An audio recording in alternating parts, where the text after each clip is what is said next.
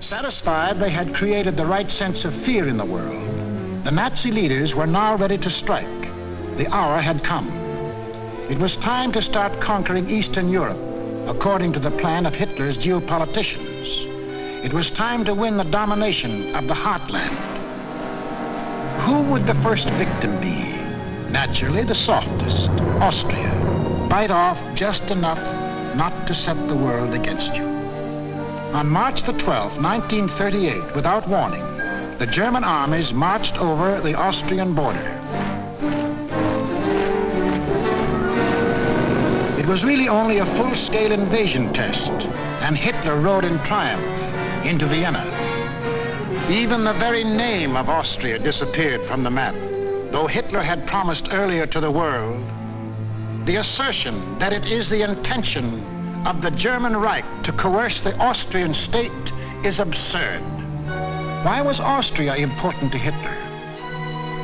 It put him on the southern flank of Czechoslovakia, and Czechoslovakia was the key to the control of Eastern Europe. The German Chancellor Bismarck explained that years ago when he said, "He who would conquer Europe must first hold the bastions of Bohemia." And Bohemia was now part of Czechoslovakia. But Czechoslovakia was tough. It had a good army. It had good equipment. It had one of the finest munition plants in the world, the Skoda Works, which Hitler wanted very badly. It had incorruptible President Benes. It had a military alliance with France, and France had a military alliance with Britain. Hitler had to move carefully, find excuses to take Czechoslovakia one piece at a time. He found his excuse in the Sudetenland, a portion of Czechoslovakia bordering Germany. Here lived some people of German origin, although they had never been a part of Germany itself. That was Hitler's cue. Completely ignoring the fact that most people who left Germany had done so to get away from things like Hitler, he sprang his pet theory that every person of German blood, no matter where he lived, belonged to the Nazi Reich. Germans or descendants of Germans, often with no more than a drop of German blood in their veins, suddenly learned that they were godlike, not subject to the laws of the land in which they live and to which they owe their allegiance, whether it be Czechoslovakia, Norway, Sweden, China, the United States, or Timbuktu. According to the Nazis, the German was a special creature who remained forever German, to the 6th and 7th generation, and must take his orders from Berlin. Some people we know of German descent think this is a lot of hogwash.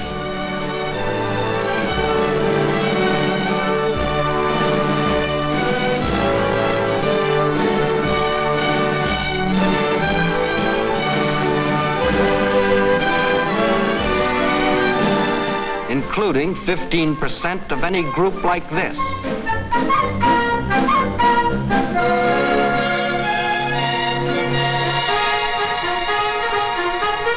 But in the Sudetenland, he found some stooges who fell for this bunk.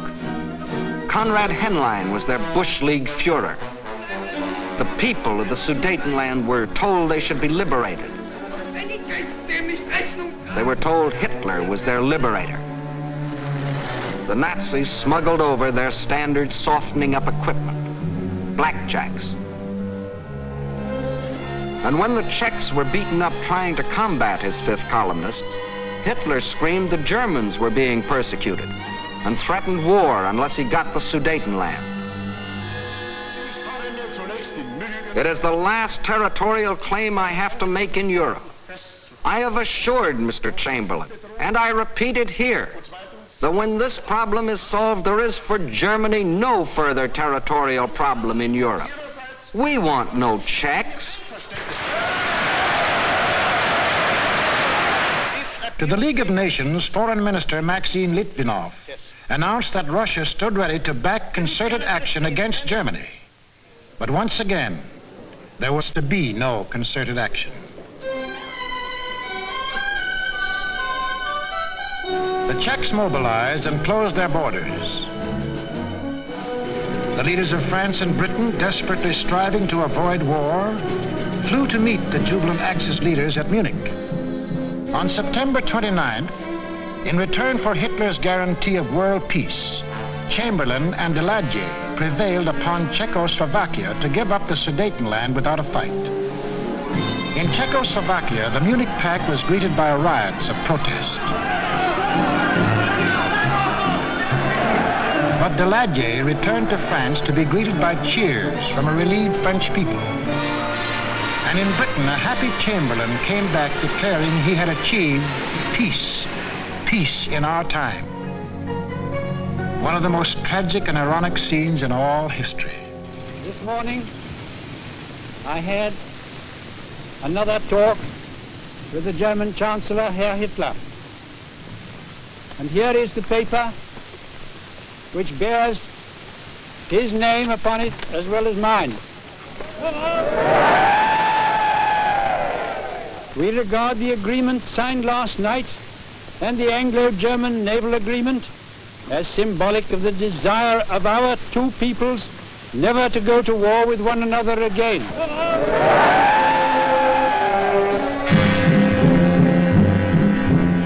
Peace. It wasn't peace. The Nazis hadn't merely got 3 million more souls under the German flag. By taking the Sudetenland, they had made Czechoslovakia defenseless. For in this territory lay the natural defenses, the mountain ranges, and a defensive line of forts, considered even stronger than the Maginot Line. Without these fortifications, Czechoslovakia was disarmed, a ripe plum ready to fall into Hitler's lap. Within 6 months of declaring that he wanted no more territory anywhere, he violated the Munich Agreement, marched in, and took the whole of the Czech state, though he had specifically promised, "I have no further interest in the Czechoslovakian state. That is guaranteed. We want no Czechs." Austria and Czechoslovakia were gone without a fight, and Hitler was getting his control of Eastern Europe. Poland was next on the map. The tired old man of Munich now knew that there could be no peace in our time. If an attempt were made